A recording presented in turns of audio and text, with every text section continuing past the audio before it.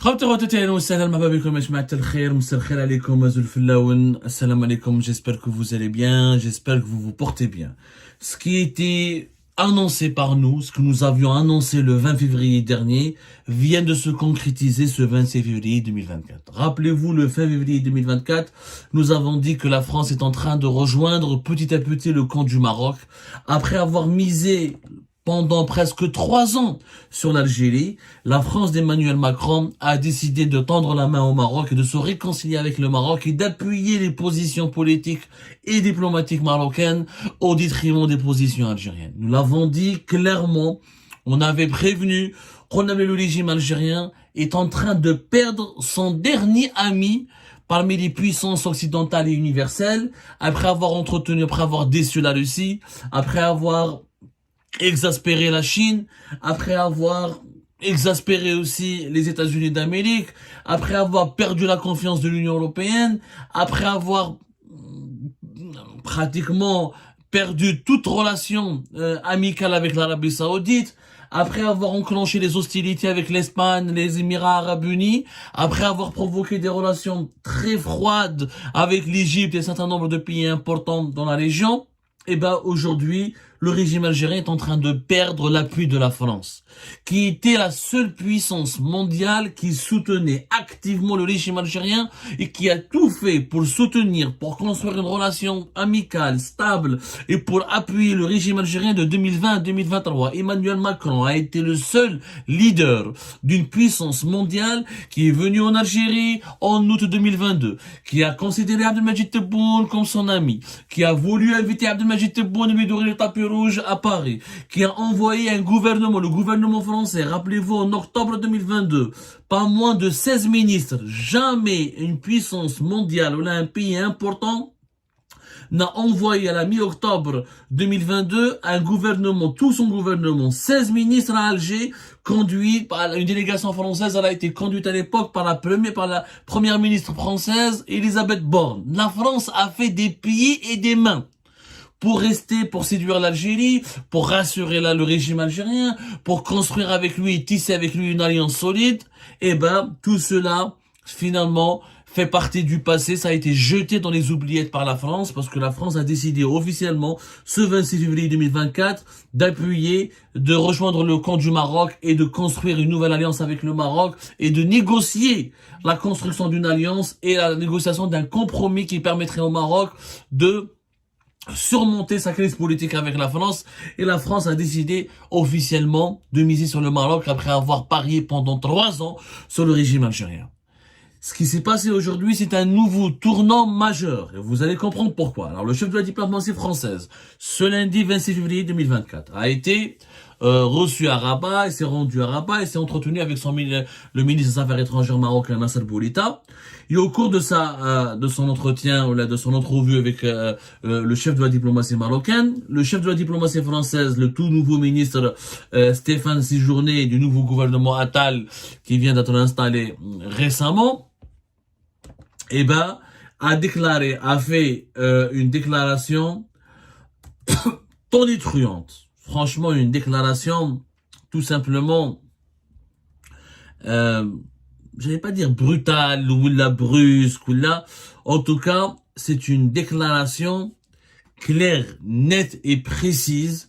La France a décidé de larguer le régime algérien pour séduire, pour faire les yeux doux au Maroc.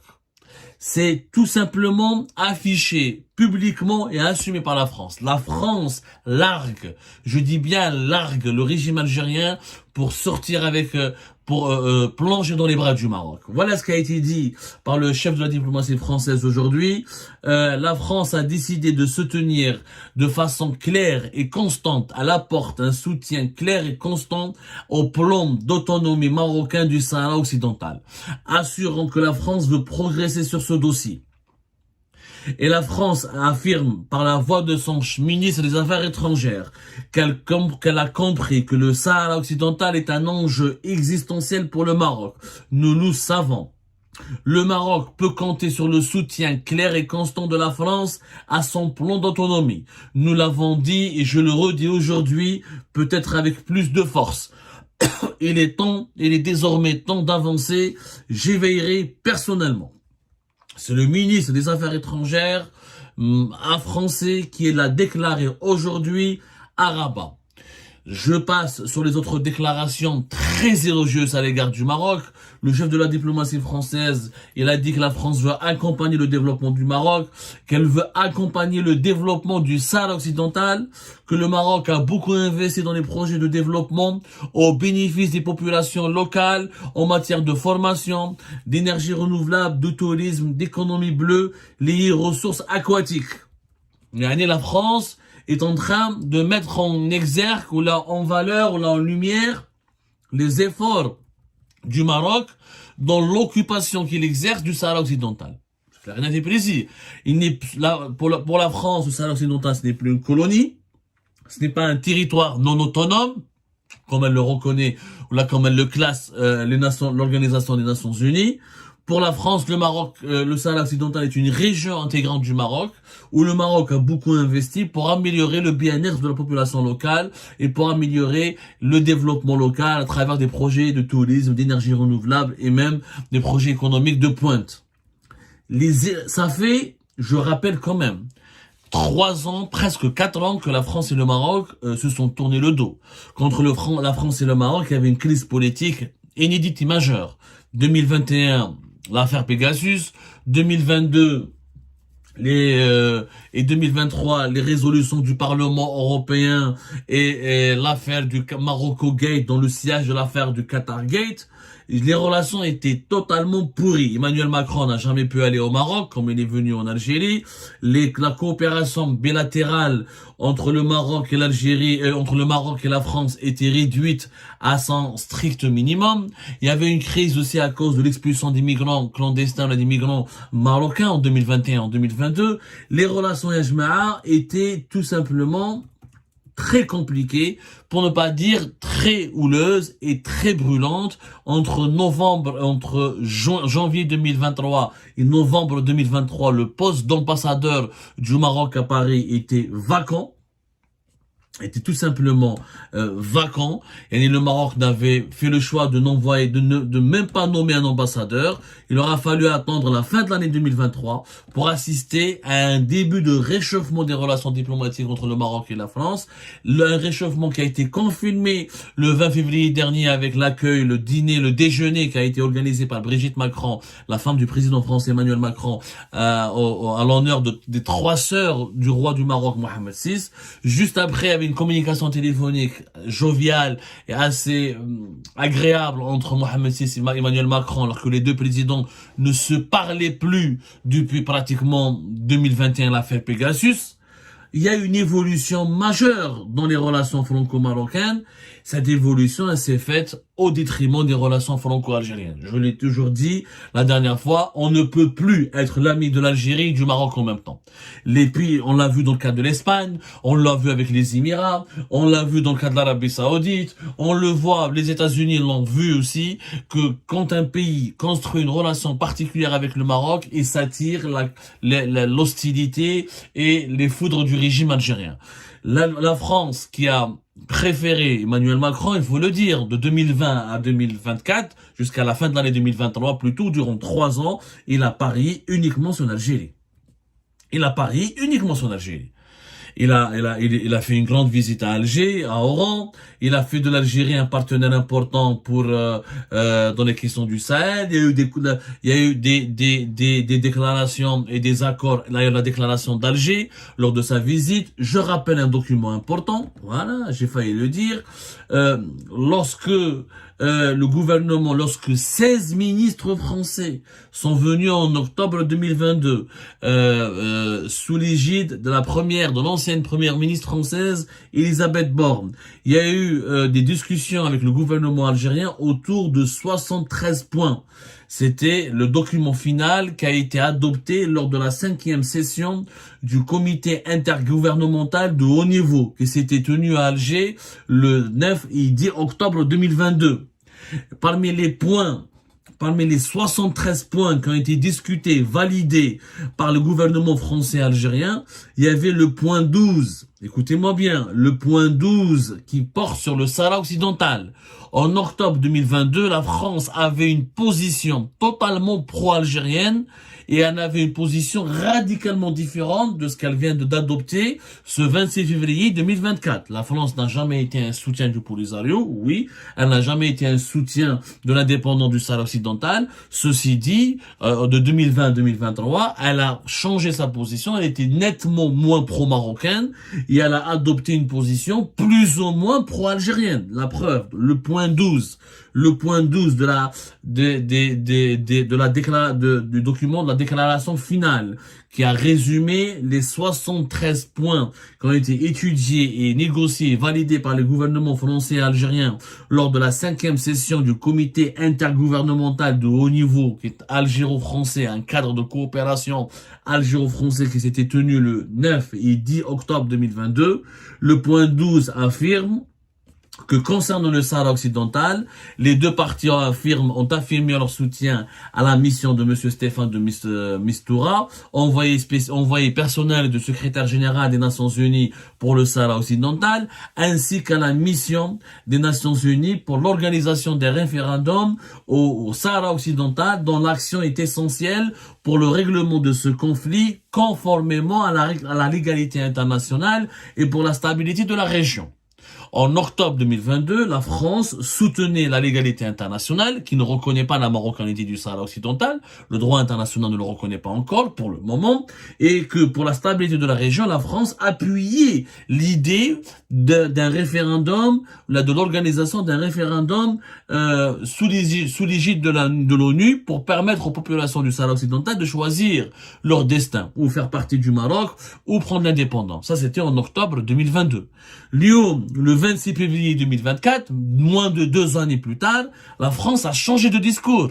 Elle ne parle plus de l'égalité internationale, elle ne parle plus d'organisation d'un référendum d'autodétermination, et elle reconnaît le plan d'autonomie marocain, et elle apporte comme un soutien clair, net et précis. Et elle reconnaît les efforts, et elle considère le Sahara occidental comme un enjeu existentiel pour le Maroc, et elle soutient le Maroc dans son plan d'autonomie qui ne reconnaît plus donc d'option, qui écarte catégoriquement l'option d'organiser un référendum pour les populations du Sahara occidental, et elle-même, la France elle-même reconnaît que le Maroc a beaucoup investi, il a accompagné le développement, que la France elle est prête à accompagner le développement du Sahara occidental et que le Maroc a beaucoup investi dans cette région. Il y a eu des projets, il y a eu de la formation, il y a eu du tourisme, il y a eu des énergies renouvelables. Donc la France elle se réjouit, elle soutient définitivement le Maroc. C'est une position radicalement différente de celle qui a été adoptée par le gouvernement français en octobre 2022. La France avait donné parmi les engagements informel et dans les coulisses des négociations algéro-françaises, Emmanuel Macron, pour adouber le régime algérien, pour s'assurer de son amitié, de bétonner son alliance avec le régime algérien, avait promis à Tebboune au régime algérien que la France ne reconnaîtra jamais la marocanité du Sahara occidental. Elle ne fera jamais ce que l'Espagne avait fait en mars 2022 en reconnaissant en reconnaissant le plan d'autonomie marocain. La France vient de faire ce que l'Espagne a fait. La France, ce 26 février 2024, elle vient de faire ce que l'Espagne a fait en mars 2022. La France va encore plus loin, parce qu'elle veut accompagner le développement du Sahara occidental sous l'égide du Maroc, et qu'elle reconnaît les efforts de développement louables. Elle fait des éloges aux efforts de développement du Maroc. Donc la France, elle a tourné le dos à l'Algérie. Elle a changé, elle n'a pas respecté le fameux le point 12 qui a été conclu et négocié et validé dans le document final des discussions du haut comité, du comité intergouvernemental de haut niveau algéro-français, le 9 et 10 octobre 2022.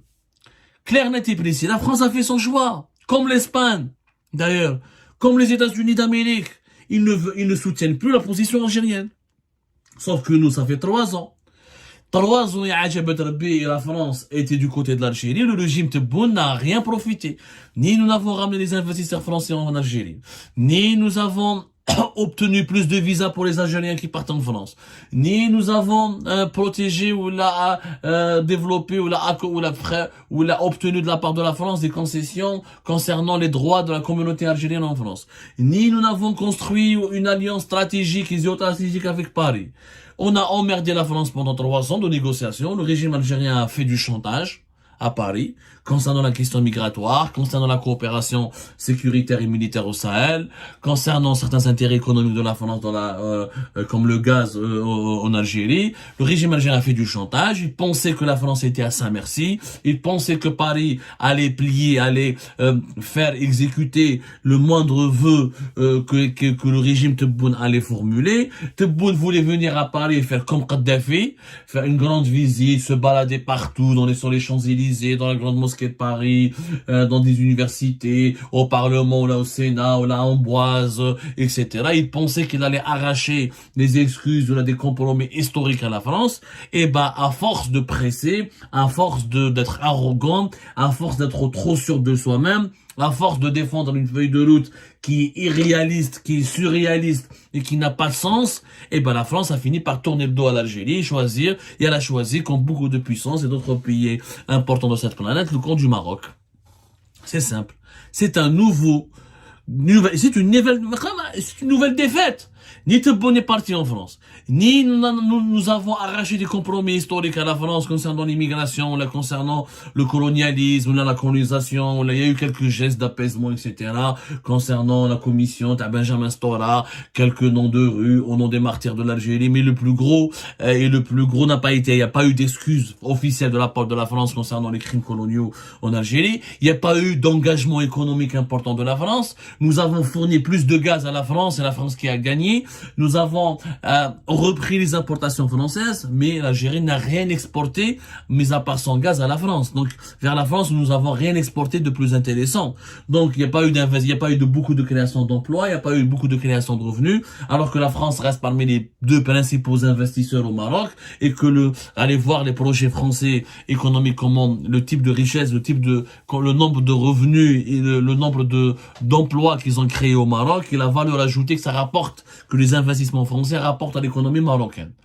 Ça n'a rien à voir avec ce que les Français, avec la réalité, ça n'a rien à voir avec la réalité très médiocre et simpliste des investissements français en Algérie. C'est très décevant. Encore une fois, c'est une défaite. Faut le dire. L'Algérie s'isole. Nous perdons jour après jour, trimestre après trimestre, semestre après semestre, l'appui de nos alliés les plus importants qui rejoignent chacun à son tour le camp du Maroc. Celui qui voit pas cette réalité est un aveugle, ou là est un malhonnête, ou là il n'est pas patriote, mais il ne protège pas ses intérêts. Aujourd'hui, il faut repenser profondément la politique externe internationale de notre pays. Il faut que les décideurs actuels se remettent en cause ou partent, parce qu'ils ont essuyé pas mal de défaites et qu'ils n'ont absolument pas su défendre les intérêts suprêmes de l'État. Aujourd'hui, je sais pas qui sont nos amis aujourd'hui. Nous connaissons nos ennemis, mais qui sont nos amis? Personne ne veut me répondre à cette question. Qui sont les amis de notre pays? Qui sont les amis de l'Algérie sur lesquels on peut compter au cas de crise ou de catastrophe majeure? La France a changé de position. Elle en a eu marre de l'instabilité chronique du régime algérien. Elle en a eu marre du caractère puéril du régime des dirigeants algériens. Et elle a bien vu qu'elle n'avait rien à gagner, que l'Algérie est en recul au Sahel. Donc même les pays du Sahel ne veulent plus traiter avec l'Algérie. Ils se rapprochent davantage du Maroc que de l'Algérie. Que le Maroc est en expansion. Et que même des grandes puissances comme la Chine et la Russie sont en train d'abandonner l'Algérie petit à petit, ne la soutiennent plus en tout cas aussi activement qu'avant. C'est une position très délicate, très indélicate plutôt, qui prouve que nous subissons un déclin au niveau de l'influence de notre pays, qui perd de son leadership, qui s'isole de plus en plus et qui voit le camp marocain adverse se renforcer de jour en jour. Regardez comment les Marocains ont profité de la crise entre l'Algérie et l'Espagne. de 2022 jusqu'à fin 2023. Allez voir le nombre des investisseurs espagnols qui a augmenté au Maroc. Allez voir comment les parts de marché de l'Espagne au Maroc ont augmenté. Allez voir comment les Marocains ont profité de cette crise entre l'Espagne et l'Algérie pour ramener vers leur marché plus d'entreprises espagnoles et plus d'argent et renforcer la coopération bilatérale. Et vous allez voir, vous avez bien vu que c'était au mois de février, lorsque le chef de la diplomatie espagnole devait venir à Alger, il a annulé sa visite parce que Tebboune ne voulait pas le recevoir conformément au protocole diplomatique et aux négociations en cours pour se réconcilier avec l'Espagne. Une semaine plus tard, le Maroc a invité, avec tous les honneurs, le chef du gouvernement espagnol en offrant de nouveaux accords pour renforcer l'alliance du Maroc avec l'Espagne. À chaque fois qu'il y a un faux pas du régime algérien, le Maroc en profite brillamment. À chaque faux pas. En fait, le régime Tebboune ne cesse de faire des cadeaux au Maroc. Et après avoir échoué à construire une relation stable, durable et pragmatique avec la France pendant 3 ans, nous avons poussé les Français le régime Tebboune a poussé les Français à se réconcilier avec le Maroc. Il y a à faire le choix de reconstruire son alliance avec le Maroc. Au détriment de quoi? Au détriment des intérêts de l'Algérie et de sa feuille de route. L'addition, elle est claire. Amateurisme, bêtise, irrationalité, instabilité. Nous perdons chaque jour de nos alliés, nos amis. Nous n'avons réalisé aucun de nos objectifs, ni sur le dossier du Sahara occidental, ni sur le dossier de la coopération économique, ni sur le dossier de la coopération politique. Aujourd'hui, nous faisons figure d'un pays que les puissances de ce monde boudent parce qu'ils voient en lui parce qu'il y a un régime totalement instable à sa tête. Et c'est très inquiétant pour l'avenir de notre pays. Très, très inquiétant.